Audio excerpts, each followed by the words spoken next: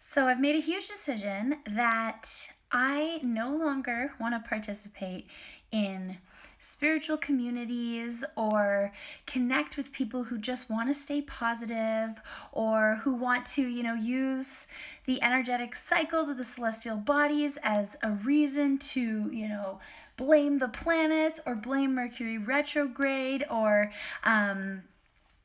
find an excuse, because basically where we're at right now are times when the energies, the current energies, the celestial bodies, the astrology, the astrological transits, they can't be ignored and they can't be denied an ability to be integrated down to earth. So now this account, my brand, are for people who want to synthesize with the changing times, who want to bring energized versions of themselves down to earth. And that means being aware of what's happening on earth. So those of you who have been following my stories or following my accounts know that I'm passionate to stand in solidarity with the Wet'suwet'en people, with all First Nations people, with all Indigenous people, with all land protectors, with our planet, and I'll continue to infuse that in my message. This past week, I have had a shift in my perceptions around spiritual communities. So maybe you know about some of the scandals that are coming out or some of the things in the yoga world, and that's not what I am here to talk about.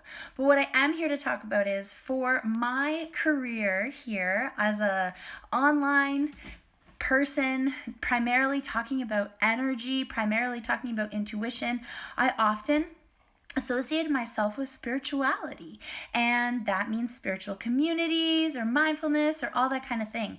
And after this weekend, I found that I continue to experience the same lesson again and again and again, where I find myself in groups with leaders or with others who don't necessarily see the call to urgency for our future that I see, or who, want to be there in order to pacify themselves in their own lives and find ways to cope within their own lives. And that's maybe a general statement. I'm just literally speaking from my own experience. So if that's not your experience, that's great. But I've realized as I've been building a new website and doing all the cool branding that comes along with that, I hadn't actually ever taken my brand very seriously. I've just kind of been out here like, who wants to listen? You want to listen? You want to listen? Anybody? Because I'm so excited about this content. I'm so excited about what I talk about in terms of these astrological cycles that I've really approached this work from a kind of everyone's welcome. Everybody can be on board, whoever wants to be part of it. But now I see how that approach served me for a while, served me to get to this point, but now it's time to really discern why I'm here. And I'm here for those of us who want to bring energized versions of ourselves down to earth in order to synthesize with the changing times. Because this planet is changing, and things that were able to happen in the past are not allowed to happen anymore. And the only way that this injustice, these genocides, these